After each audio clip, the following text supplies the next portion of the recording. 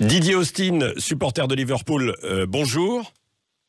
Bonjour, merci d'être avec nous. Alors hier, il y a eu l'audition du préfet de police de Paris, Didier Lallement. Je sais que vous l'avez suivi à Liverpool également. Quelles sont les réactions à Liverpool ? Moi, je dirais que le niveau de colère a augmenté encore. Parce que ce que M. Lallement a dit, ce ne sont pas des excuses sincères. Il a répété les mensonges des ministres la semaine dernière. Il a répété cette idée que les supporters sont blâmés pour ce qui se passait autour du Stade de France, qu'ils ont poussé les grilles, qu'ils sont arrivés en grand nombre sans des billets, tout ça.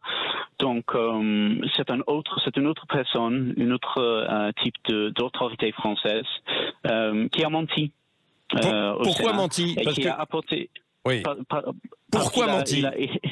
Parce qu'il a dit pendant l'audition qu'il veut remercier tous les policiers autour du Stade de France, sans qui il y aurait été une situation beaucoup plus pire. Et il a dit aussi qu'il n'y avait pas des blessures graves souffert par les supporters de Liverpool et bien sûr de Real Madrid aussi autour du Stade de France. On a l'évidence qu'il y a des blessures graves souffert au Stade de France et qui sont causées par la police française. On a vu des vidéos avec l'usage du gaz lacrymogène où des individus sont visés, sont ciblés par des policiers français. Ça va contre la loi française. Ça c'est un acte criminel de faire ça. On peut voir les vidéos, ils sont en ligne, ils existent. Monsieur Lallement a apporté avec lui aucune image, aucune vidéo qui montre sa version des événements. Donc, il crée une histoire, il dit cette histoire au Sénat. Et il a en fait fait une admission assez intéressante aussi. Il a admis que cette chiffre bizarre de 40 000 personnes qui ont essayé de entrer le stade sans billet, qu'il a créé ce chiffre. Et quand un sénateur lui a demandé comment tu es arrivé à ce chiffre, il a dit c'est ce que j'ai entendu, on a parlé avec des policiers et tout ça. Donc il a admis en fait que ce chiffre est quelque chose de rien en fait. Et c'est juste une invention. Alors mais pour vous Didier Austin et pour les supporters de Liverpool, qu'est-ce qui n'a pas marché en fait au Stade de France l'autre jour ? Quelle est l'erreur de la France ? Est-ce qu'il y avait aussi, comme on le dit, des délinquants qui étaient là pour essayer de voler des supporters britanniques ? Le problème, c'est l'attitude des autorités françaises depuis la décision de recevoir le match en février.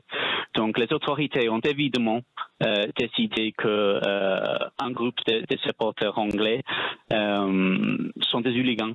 Oui. Il faut les contrôler de façon agressive. Il faut arrêter ces hooligans d'entrer les stades et tout ça. Mais ces hooligans n'existent pas dans les grands clubs anglais depuis des décennies. C'est juste un fait. Ils n'existent pas. Ce sont juste des gens normaux, des familles qui veulent s'assister à un match de foot énorme. Mais ça veut dire que la tactique de la police, la stratégie de la police est beaucoup plus forte que nécessaire.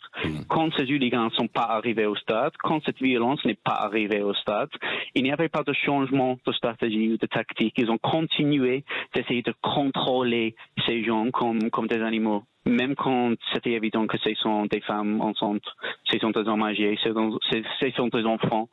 Et il y avait le problème le plus précis, je dirais, c'était le préfiltrage sur le pont routier juste à côté du stade. Ouais. Il y avait une possibilité de perte de vie sur ce pont parce que les gens ont dû attendre plus qu'une heure dans une foule énorme sans possibilité d'utiliser la toilette, sans possibilité de boire de l'eau.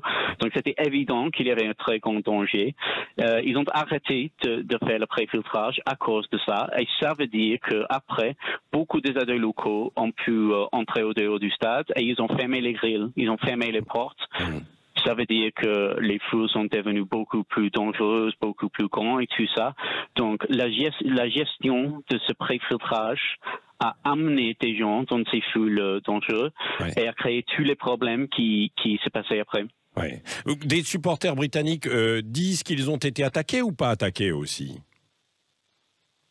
À la fois par des policiers et puis à la fois volés aussi par d'autres jeunes qui étaient autour. Oui, tous les deux, c'est vrai.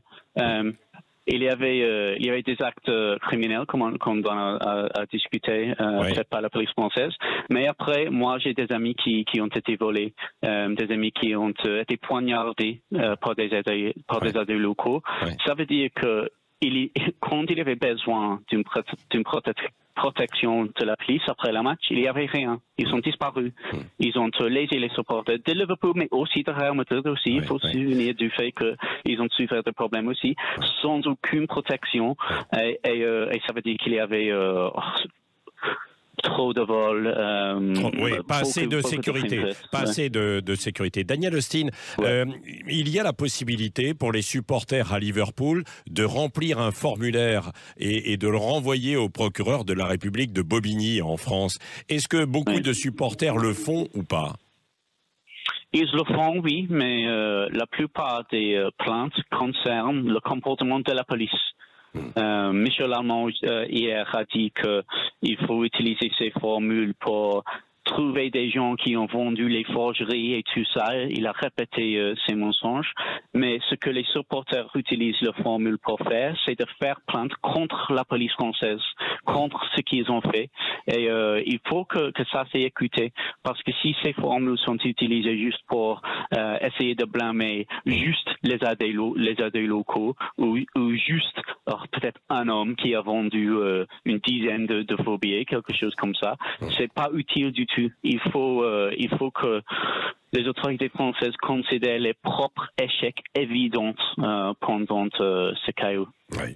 Merci beaucoup, Daniel Austin, supporter de Liverpool, d'avoir répondu à nos questions sur Sud Radio. Et évidemment, nous continuerons de suivre ces développements, cette affaire, cette enquête. Merci.